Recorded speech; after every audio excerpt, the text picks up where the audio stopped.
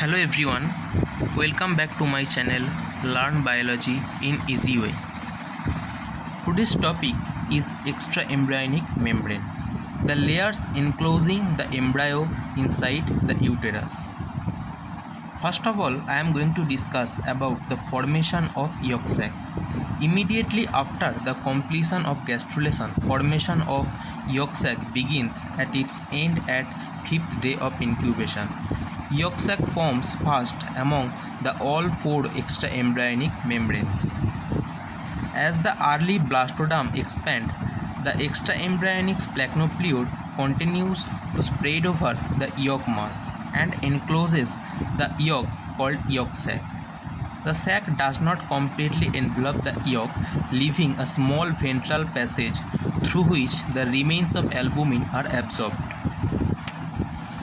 The yolk sac consists of outer mesoderm and inner endoderm. Inner layer develops numerous number of finger-like projections called yolk sac septa, which grow into the yolk.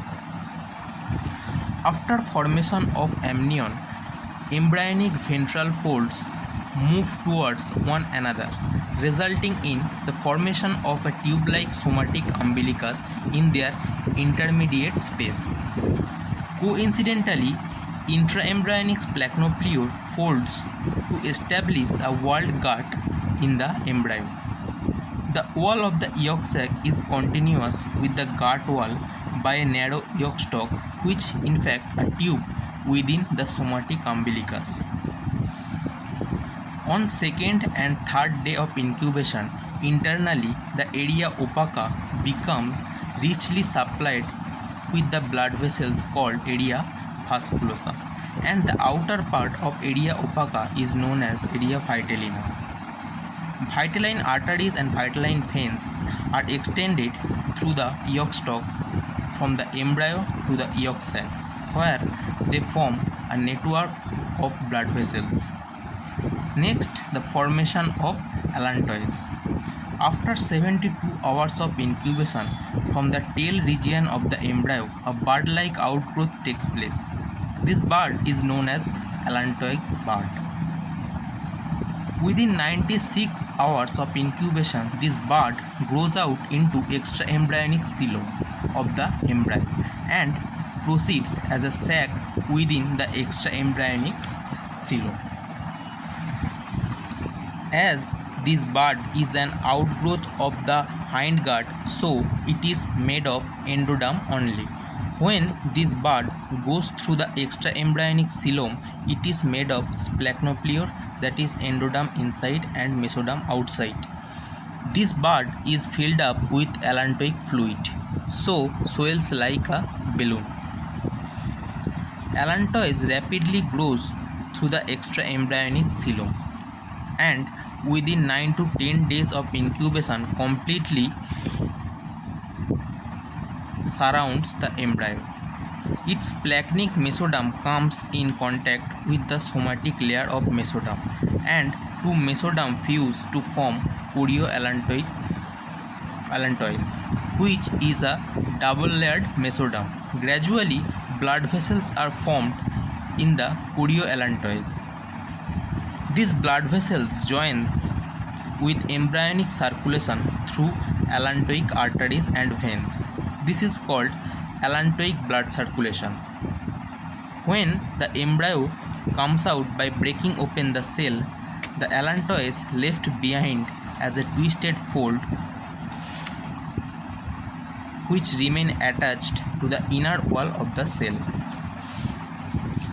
This is a diagram of extraembryonic membrane. The blue colored layer is chorion. The violet color layer is somatopleuric mesoderm. This part is called yolk sac and this part is called allantois, and this is the embryo. Next, the formation of amnion and chorion.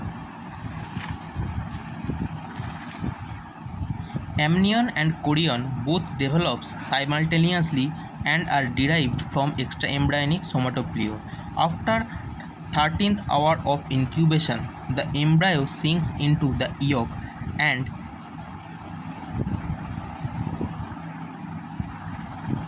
extraembryonic somatofluid is elevated over the embryo by a folding process consisting of doubling of somatofluid.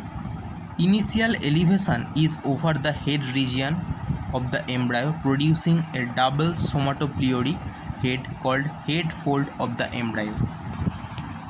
From a dorsal aspect, the margin of this fold is crescentic in shape, with its concavity directed towards the head of the embryo.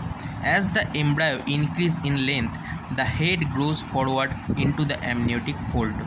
Cephalic amniotic fold gradually moves toward the tail region, forming extended side limbs called lateral amniotic folds, arch over the embryo from each side to be joined finally by a fold called tail fold.